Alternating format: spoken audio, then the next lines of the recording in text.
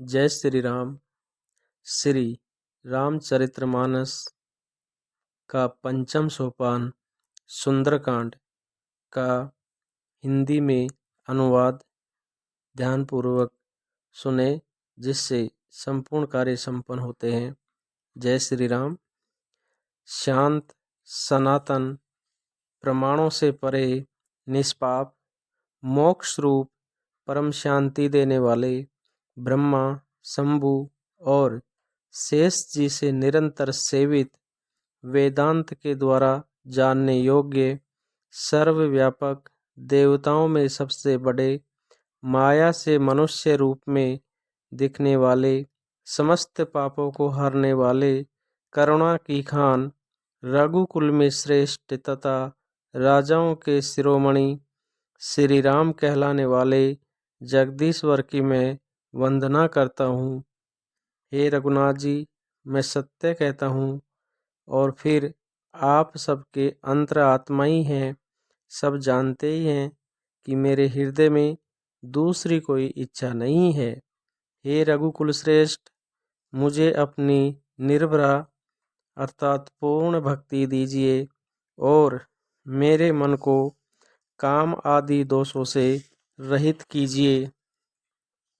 अतुल बल के धाम, सोने के पर्वत सुमेरु के समान कांति युक्त शरीर वाले दैत्य रूपी वन को ध्वंस करने के लिए अग्नि रूप, ज्ञानियों में अग्रगण्य, संपूर्ण गुणों के निधान, वानरों के स्वामी श्री रघुनाथ जी के प्रिय भक्त पवन पुत्र हनुमान जी को मैं प्रणाम करता हूँ। जामवंत के सुंदर वचन सुनकर हनुमान जी के हृदय को बहुत ही अच्छा लगा। ये वचन हनुमान जी के हृदय को बहुत ही भाए। वे बोले, हे भाई, तुम लोग दुख सहकर, कंद मूल फल खाकर तब तक मेरी राह देखना, जब तक मैं सीता जी को देखकर लौट न आऊं। काम अवश्य होगा, क्योंकि मुझे बहुत ही हर्ष हो रहा है। यह कहकर और सबको मस्तक नवाकर तथा हृदय में श्री रघुनाथ जी को धारण करके हनुमान जी हर्षित होकर चले। समुद्र के पार एक सुंदर पर्वत था। हनुमान जी खेल से ही कूदकर उसके ऊपर जा चढ़े और बार बार रघुवीर का स्मरण करके अत्यंत बलवान हनुमान जी उस पर से बड़े वेग से उछले। जिस पर्वत पर हनुमान जी पैर रख कर चले, वह तुरंत ही पाताल में धंस गया। जैसे रघुनाथ जी का अमोघ बाण चलता है, उसी तरह हनुमान जी चले। समुद्र ने उन्हें श्री रघुनाथ जी का दूत समझकर मैनाक पर्वत से कहा कि हे मैनाक, तू इनकी थकावट दूर करने वाला हो, अर्थात अपने ऊपर इन्हें विश्राम दे।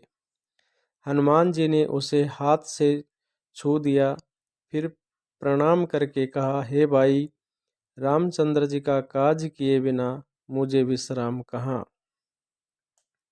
देवताओं ने पवन पुत्र हनुमान जी को जाते हुए देखा। उनकी विशेष बल बुद्धि को जानने के लिए अर्थात उसकी परीक्षार्थ उन्होंने सुरसा नामक सर्पों की माता को भेजा।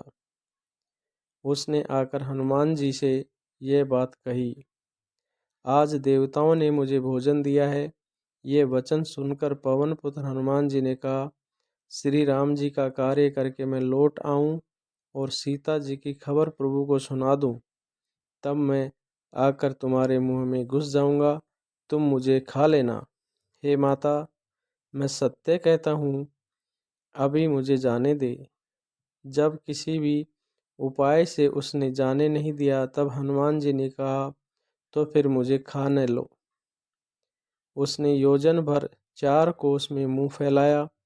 तब हनुमान जी ने अपने शरीर को उससे दुगना बढ़ा दिया। उसने 16 योजन का मुख किया। हनुमान जी तुरंत ही 32 योजन के हो गए। जैसे जैसे सुरसा मुख का विस्तार बढ़ाती थी, हनुमान जी उसका दुगना रूप दिखलाते थे। उसने 100 योजन 400 कोस का मुंह किया। तब हनुमान जी ने बहुत ही छोटा रूप धारण कर लिया और वे उसके मुख में घुसकर तुरंत फिर बाहर निकल आए और उसे सिर नवाकर विदा मांगने लगे। उसने कहा, मैंने तुम्हारे बुद्धि बल का भेद पा लिया, जिसके लिए देवताओं ने मुझे भेजा था। तुम श्री रामचंद्र जी का सब कार्य करोगे, क्योंकि तुम बल बुद्धि के भंडार हो। ये आशीर्वाद देकर वह चली गई। तब हनुमान जी हर्षित होकर चले। समुद्र में एक राक्षसी रहती थी। वह माया करके आकाश में उड़ते हुए पक्षियों को पकड़ लेती थी। आकाश में जो जीव जंतु उड़ा करते थे, वे जल में उनकी परछाई देखकर उस परछाई को पकड़ लेती थी, जिससे वे उड़ नहीं सकते थे और जल में गिर पड़ते थे। इस प्रकार वह सदा आकाश में उड़ने वाले जीवों को खाया करती थी। उसने वही छल हनुमान जी से भी किया। हनुमान जी ने तुरंत ही उसका कपट पहचान लिया। पवन पुत्र धीर बुद्धि वीर श्री हनुमान जी उसको मारकर समुद्र के पार गए। वहां जाकर उन्होंने वन की शोभा देखी। मधु पुष्प रस के लोभ से भौरे गुंजार कर रहे थे। अनेकों प्रकार के वृक्ष फल फूलों से शोभित हैं। पक्षी और पशुओं के समूह को देखकर तो वे मन में बहुत ही प्रसन्न हुए।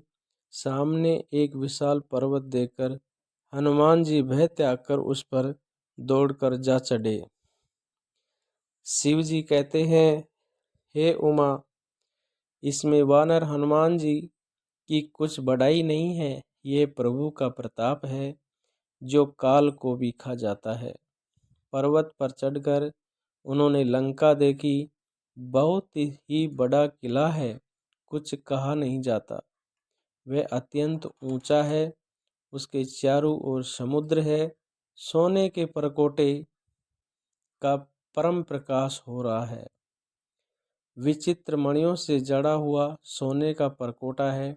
उसके अंदर बहुत से सुंदर सुंदर घर हैं। चौराहे, बाजार, सुंदर मार्ग और गलियां हैं। सुंदर नगर बहुत प्रकार से सजा हुआ है।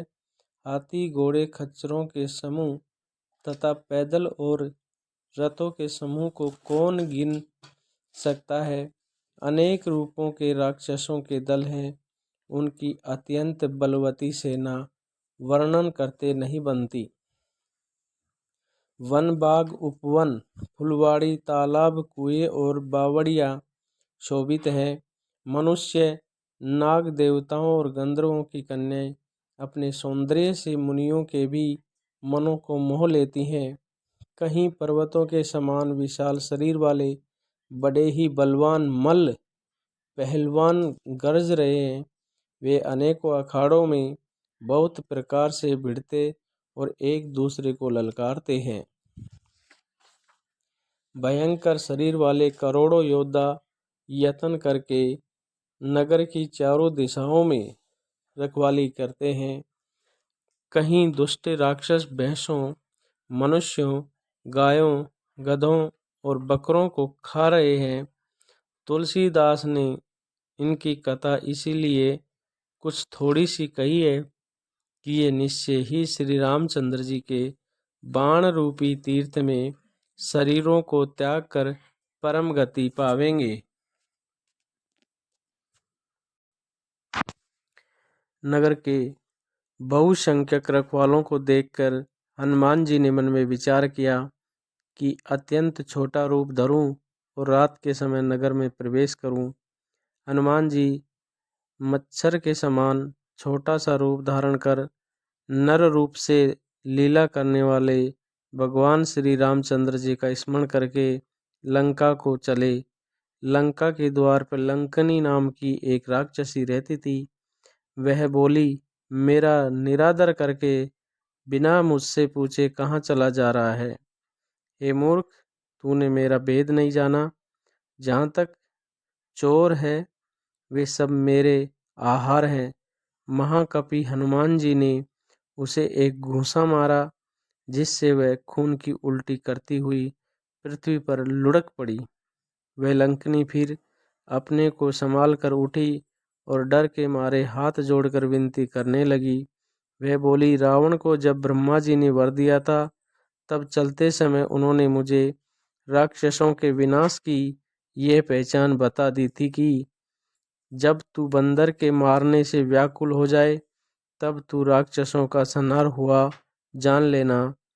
हे तात, मेरे बड़े पुण्य हैं जो मैं श्री रामचंद्र जी के दूत को नेत्रों से देख पाई। हे तात, स्वर्ग और मोक्ष के सब सुखों को तराजू के एक पलड़े में रखा जाए तो भी वे सब मिलकर दूसरे पलड़े पर रखे हुए उस सुख के बराबर नहीं हो सकते जो क्षण मात्र के सत्संग से होता है। अयोध्यापुरी के राजा श्री रघुनाथ जी को हृदय में रखे हुए नगर में प्रवेश करके सब काम कीजिए, उसके लिए विष अमृत हो जाता है, शत्रु मित्रता करने लगते हैं, समुद्र गाय के खुर के बराबर हो जाता है, अग्नि में शीतलता आ जाती है। और हे गरुड़ जी, सुमेरु पर्वत उसके लिए रज के समान हो जाता है, जिसे श्री रामचंद्र जी ने एक बार कृपा करके देख लिया। तब हनुमान जी ने बहुत ही छोटा रूप धारण किया और भगवान का स्मरण करके नगर में प्रवेश किया। उन्होंने एक एक महल की खोज की, जहाँ तहाँ असंख्य योद्धा देखे, फिर वे रावण के महल में गए। वे अत्यंत विचित्र था, जिसका वर्णन नहीं हो सकता। हनुमान जी ने उस रावण को शयन किए देखा, परंतु महल में जानकी जी नहीं दिखाई दी। फिर एक सुंदर महल दिखाई दिया, वहाँ उसमें भगवान का एक अलग मंदिर बना हुआ था। वह महल श्री राम जी के आयुध धनुष बाण के चिन्हों से अंकित था। उसकी शोभा वर्णन नहीं की जा सकती थी। वहाँ नवीन नवीन तुलसी के वृक्ष समूह को देखकर कपिराज हनुमान जी हर्षित हुए और फिर लंका को राक्षसों के समूह का निवास स्थान है, यहाँ सज्जन का निवास कहाँ। हनुमान जी मन में इस प्रकार तर्क करने लगे। उसी समय विभीषण जी जागे। उन्होंने राम नाम का स्मरण किया। हनुमान जी ने उन्हें सज्जन जाना और हृदय में हर्षित हुए। इनसे हट करके परिचय करूँगा, क्योंकि साधु से कार्य की हानि नहीं होती है, प्रति उत्तर लाभ ही होता है। ब्राह्मण का रूप धारण करके हनुमान जी ने उन्हें वचन सुनाए। सुनते ही विभीषण जी उठकर वहां आए, प्रणाम करके कुशल पूछी और कहा कि हे ब्राह्मण देव, आपकी कथा समझा कर कहिए। क्या आप हरि भक्तों में से कोई हैं? क्योंकि आपको देखकर मेरे हृदय में अत्यंत प्रेम उमड़ रहा है। अर्थात अथवा क्या आप दीनों से प्रेम करने वाले स्वयं श्री राम जी ही हैं, जो मुझे बड़भागी बनाने घर बैठे दर्शन देकर कृतार्थ करने आए हैं। तब हनुमान जी ने श्री रामचंद्र जी की सारी कथा कहकर अपना नाम बताया। सुनते ही दोनों के शरीर पुलकित हो गए और श्री राम जी के गुण समूह का स्मरण करके दोनों के मन प्रेम और आनंद में मगन हो गए। विभीषण जी ने कहा, हे पवन पुत्र, मेरी रहनी सुनो। मैं यहाँ वैसे ही रहता हूँ जैसे दांतों के बीच में बेचारी जीभ।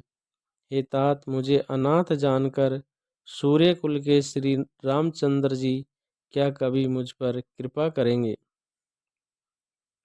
मेरा तामसी अर्थात राक्षस शरीर होने से साधन तो कुछ बनता नहीं और न मन में श्री रामचंद्र जी के चरण कमलों में प्रेम ही है। परंतु हे हनुमान, अब मुझे विश्वास हो गया कि श्री राम जी की मुझ पर कृपा है, क्योंकि हरि की कृपा के बिना संत नहीं मिलते। बाबरोसे हनुमंता, बिनु हरि कृपा मिले नहीं संता।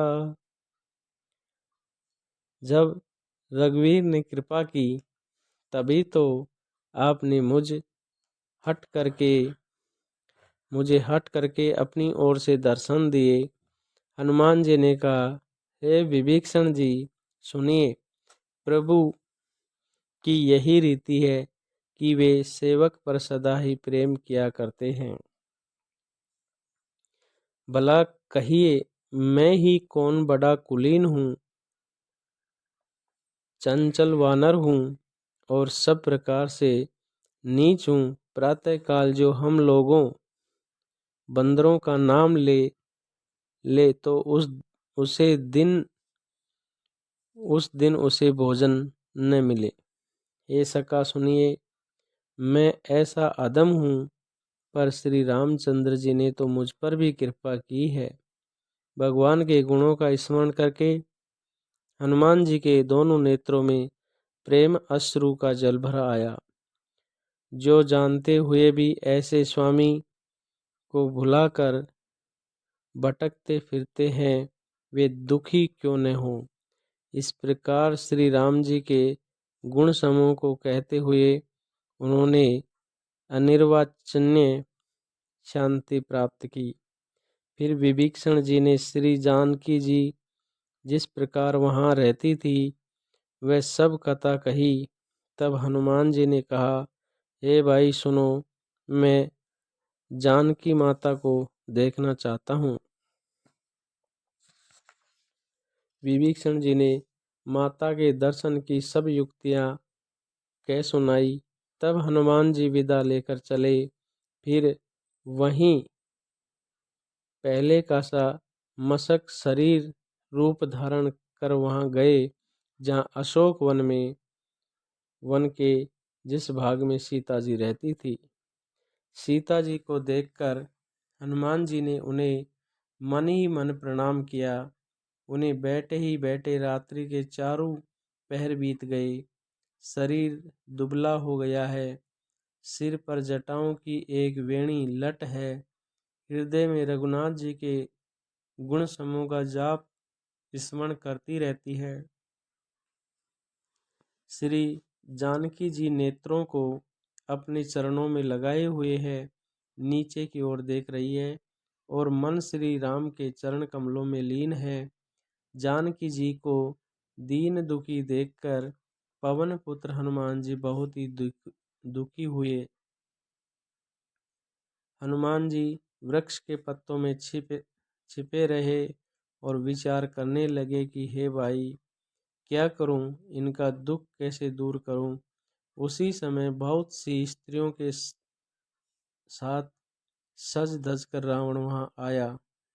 उस दुष्ट ने सीता को बहुत प्रकार से समझाया, श्याम दान भय और भेद दिखलाया। रावण ने कहा, हे सुमुखी, हे सयानी, सुनो, मंदोदरी आदि सब रानियों को मैं तुम्हारी दासी बना दूंगा। यह मेरा प्रण है। तुम एक बार मेरी ओर देखो तो सही। एक बार विलोकुम में ओरा। अपने परम स्नेही कौशलाधीश श्री रामचंद्र जी का स्मरण करके जानकी जी तिनके की आड़ करके कहने लगी। माता जानकी जी क्या कहती है? त्रन दरी ओटे कही वे देही, सुमरि अवधपति परम सनेही। हे दशमुख सुन, जुगनू के प्रकाश से कभी कमलिनी खिल सकती है। जानकी जी फिर कहती है, तू अपने लिए भी ऐसा ही मन में समझ ले। रे दुष्ट, तुझे रघुनाथ के बाण की खबर नहीं है। रे पापी, तू मुझे सोने में हरलाया है। रे अधम निर्लज, तुझे लज्जा नहीं आती। अपने को जुगनू के समान और रामचंद्र जी को सूर्य के समान सुनकर और सीता जी के कठोर वचनों को सुनकर रावण तलवार निकालकर बड़े गुस्से में आकर बोला, सीता ते मम कृति अपमाना, कटयहु नव सिरे कठिन कृपाना। सीता, तूने मेरा अपमान किया है, मैं तेरा सिर इस कठोर कृपाण से काट डालूंगा, नहीं तो अब भी जल्दी मेरी बात मान ले हे सुमुखी, नहीं तो जीवन से हाथ धोना पड़ेगा। सीता जी ने कहा, ए 10 ग्रीव, प्रभु की भुजा जो श्याम कमल की माला के समान सुंदर और हाथी की सूंड के समान पुष्ट तथा विशाल है, या तो वह भुजा ही मेरे कंठ में पड़ेगी या तेरी भयानक तलवार ही। ए सट, सुन, यही मेरा सच्चा प्राण है। सीता जी कहती है, हे चंद्रहास तलवार, श्री रघुनाथ जी के विरह की अग्नि से उत्पन्न मेरी बड़ी भारी जलन को तू हर ले। हे तलवार, तू शीतल, तीव्र और श्रेष्ठ धारा बहाती है, अर्थात तेरी धारा ठंडी और तेज है, तू मेरे दुख के बोझ को हर ले। सीता के ये वचन सुनते ही वह मारने दौड़ा। तब मैं दानव की पुत्री मंदोदरी ने नीति कहकर उसे समझाया। तब रावण ने सब राक्षसियों को बुलाकर कहा कि जाकर सीता को बहुत प्रकार से वध दिखलाओ, यदि महीने भर में यह कहा न माने तो मैं इसे तलवार निकाल कर मार डालूंगा। यूं कहकर रावण चल गया। यहाँ राक्षसियों के समूह बहुत बुरे रूप धारण करके सीता को वध दिखलाने लगी। उनमें एक त्रिजटा नाम की राक्षसी थी। उसकी श्री रामचंद्र जी के चरणों में प्रीति थी। वह विवेक में निपुण थी। उसने सबको बुलाकर अपना स्वप्न सुनाया और कहा, सीता जी की सेवा करके अपना कल्याण कर लो। और वह राक्षसी त्रिजटा और अन्य राक्षसियों को क्या कहती है, सपने हुआ नर लंका जारी, जातु दान सेना सब मारी, खर आरोड नगन 10 सीसा, मुंडित सिर खंडित भुज बीसा। स्वप्न में मैंने देखा कि एक बंदर ने लंका जला दी, राक्षसों की सारी सेना मार डाली गई। रावण नंगा है और गधे पर सवार है, उसके सिर मुंडे हुए हैं, 20 भुजाएं कटी हुई हैं। इस प्रकार से वह दक्षिण यमपुरी की दिशा को जा रहा है और मानो लंका विभीषण ने पाई है। नगर में श्री रामचंद्र की दुआई फिर गई। तब प्रभु ने सीता जी को बुला भेजा। मैं पुकार कर कहती हूँ कि यह स्वप्न 4 दिनों बाद सत्य होकर रहेगा। उसके वचन सुनकर वे सब राक्षसियां डर गई और जानकी जी के चरणों पर गिर पड़ी। तब वे सब जहां तहां चली गई। सीता जी मन में सोच करने लगी कि एक माह बीत जाने पर नीच रावण मुझे मारेगा। त्रिजटासन बोली करे जोरी, मातु विपत्ति संगनी ते मोरी। सीता जी हाथ जोड़कर त्रिजटा जी से बोली, हे माता, तू मेरी विपत्ति की संगनी है, जल्दी कोई ऐसा उपाय कर जिससे मैं शरीर छोड़ सकूं। विरह असहाय हो चला है, अब यह सहा नहीं जाता।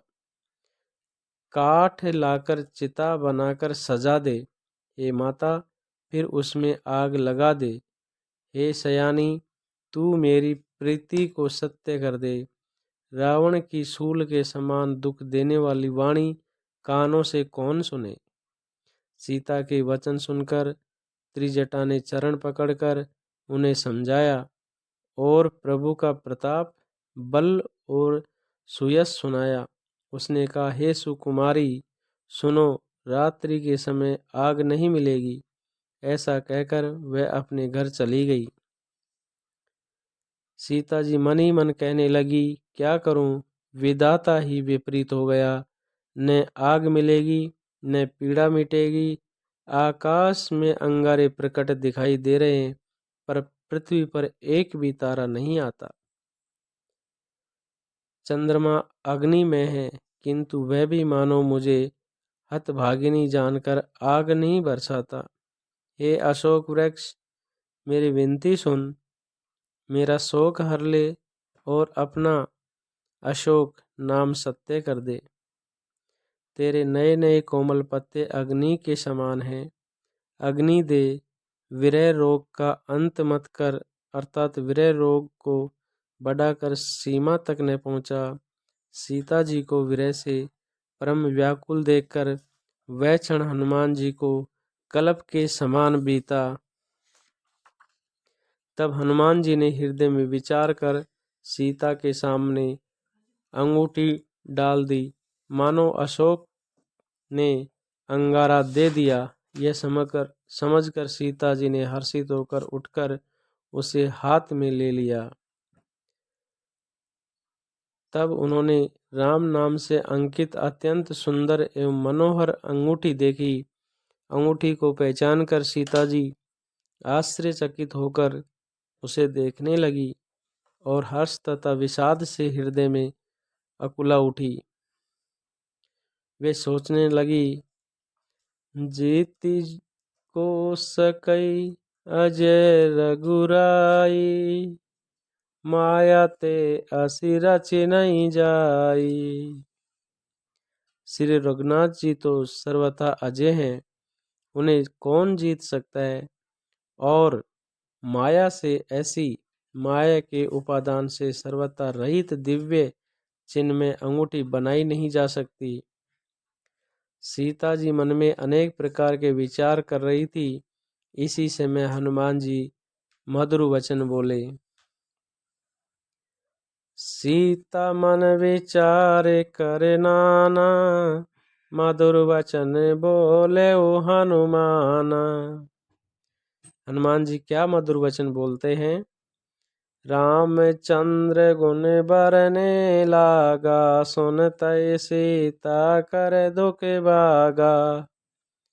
वे श्री रामचंद्र जी के गुणों का वर्णन करने लगे, जिनके सुनते ही सीता जी का दुख भाग गया। वे कान और मन लगाकर उन्हें सुनने लगी।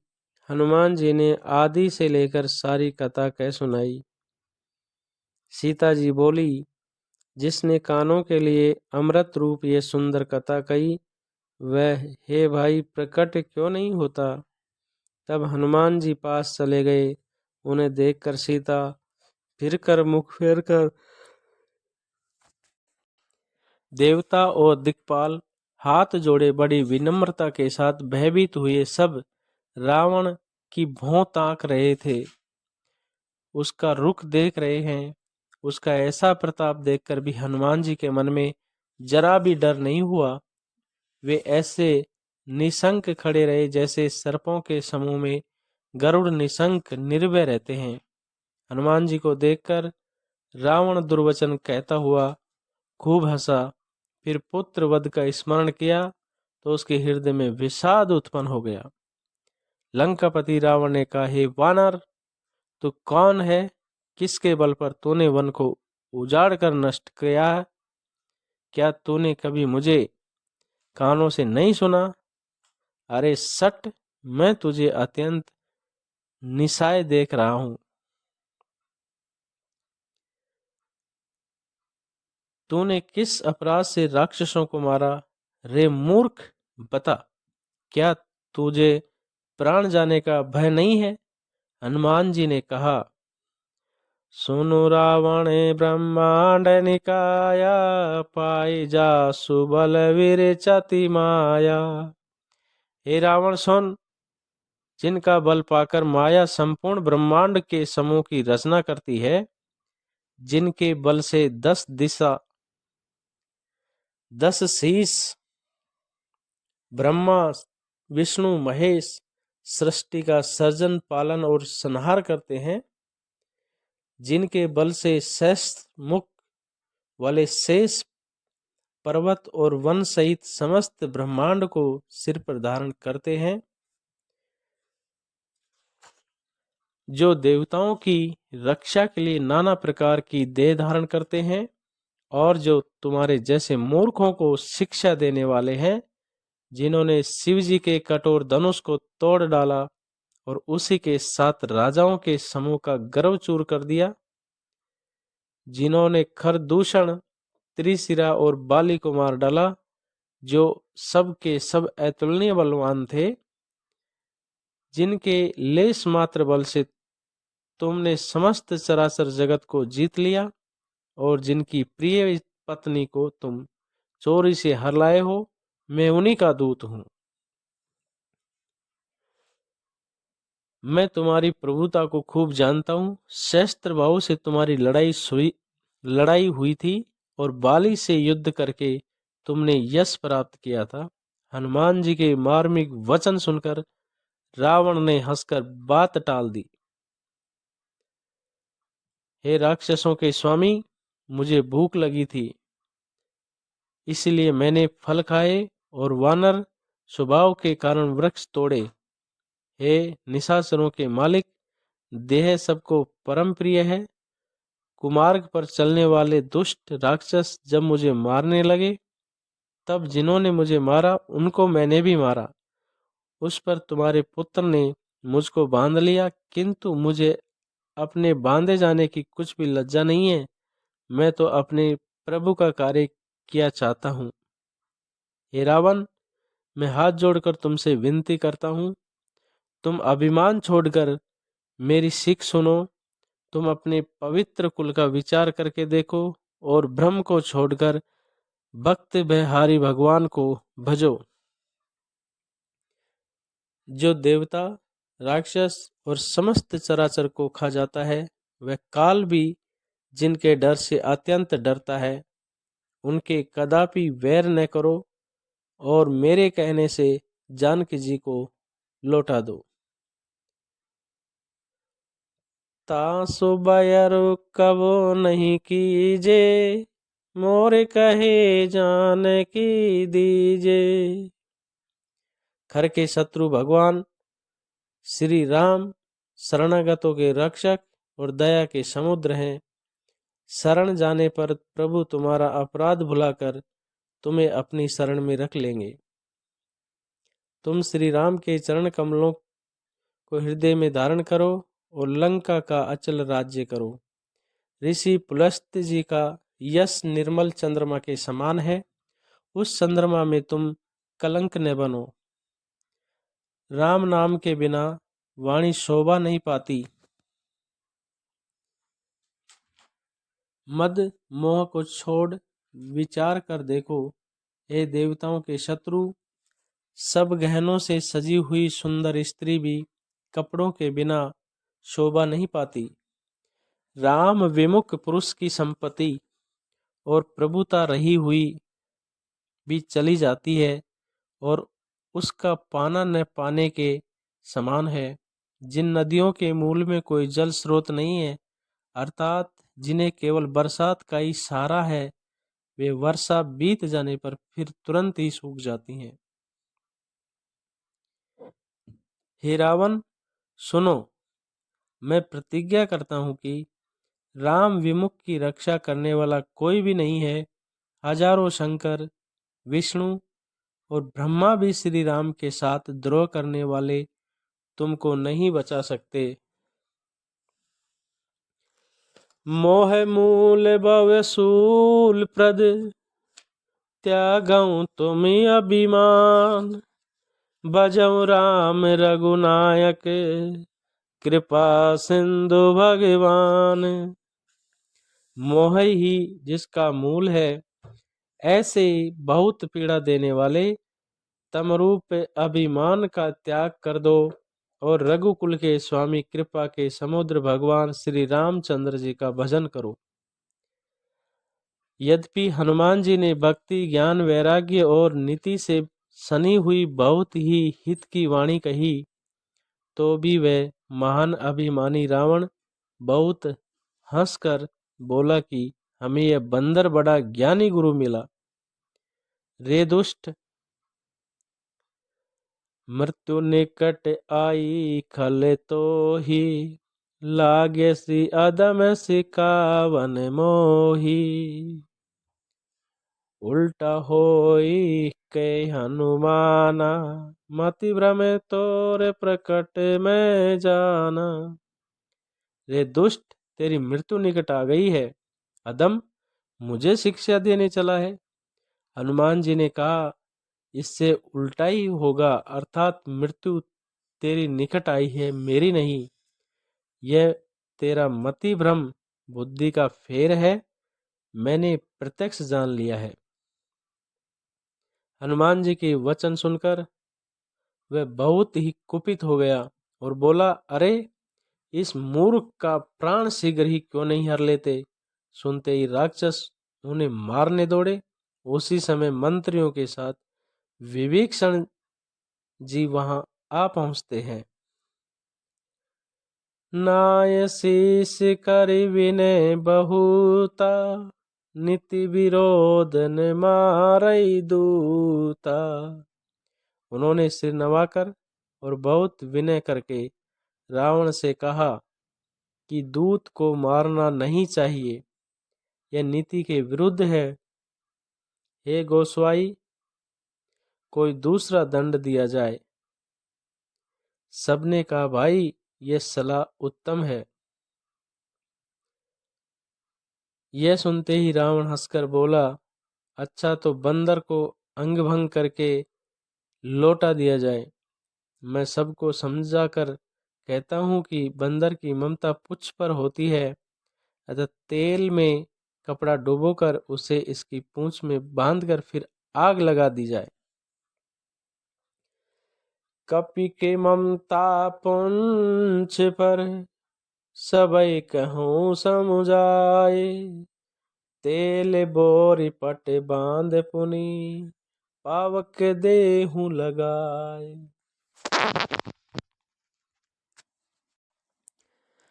जब बिना पूछ का यह वानर अपने स्वामी के पास जाएगा, तब यह मूर्ख अपने मालिक को साथ ले आएगा, जिनकी इसने बहुत बड़ाई की है।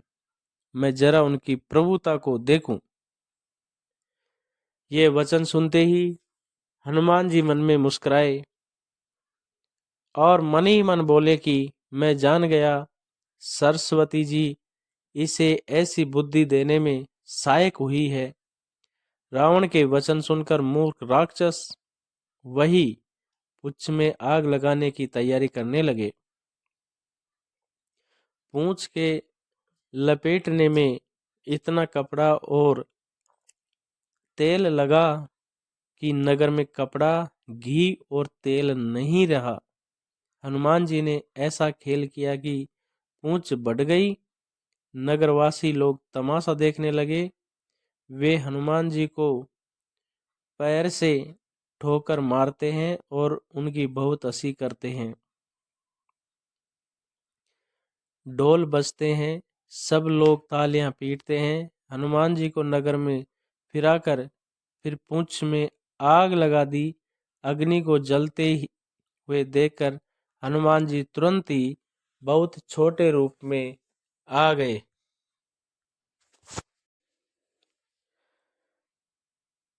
पूंछ के लपेटने में और फिर आग लगाने के बाद हनुमान जी अपना रूप छोटा कर लेते हैं और बंधन से निकलकर वे सोने की अटारियों पर चढ़े। उनको देखकर राक्षसों की स्त्रियां भयभीत हो गई। उस समय भगवान की प्रेरणा से 49 पवन चलने लगे। हनुमान जी अट्टहास करके गरजे और बढ़कर आकाश से जा लगे।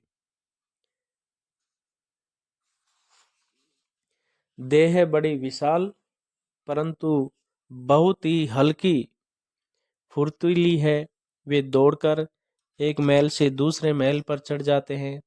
नगर जल रहा है, लोग बेहाल हो गए हैं। आग की करोड़ों भयंकर लपटें झपट रही है। हाय बप्पा, हाय मैया, इस अवसर पर हमें कौन बचावेगा? चारों ओर यही पुकार सुनाई पड़ रही है। हमने तो पहले ही कहा था कि ये वानर नहीं है, वानर का रूप धरे कोई देवता है। साधु अवज्ञा करे फल ऐसा, जरई नगर अनाथ करे जैसा। जारा नगर निमिष एक माही, एक विभीषण कर गृह नाही। साधु के अपमान का यह फल है कि नगर अनाथ के नगर की तरह जल रहा है। हनुमान जी ने एक ही क्षण में सारा नगर जला डाला, एक विभीषण जी का घर नहीं जलाया। शिव जी कहते हैं, हे पार्वती, जिन्होंने अग्नि को बनाया, हनुमान जी उन्हीं के दूत हैं। इसी कारण वे अग्नि से नहीं जले। हनुमान जी ने उलट पलट कर एक ओर से दूसरी ओर तक सारी लंका जला दी। फिर वे समुद्र में कूद पड़े। उलटी पलटी लंका सब जारी, कूदी परा पुनि सिंधु मजारी। पूंछ बुझाकर थकावट दूर करके और फिर छोटा सा रूप धारण कर हनुमान जी जानकी जी के सामने हाथ जोड़कर जा खड़े हुए।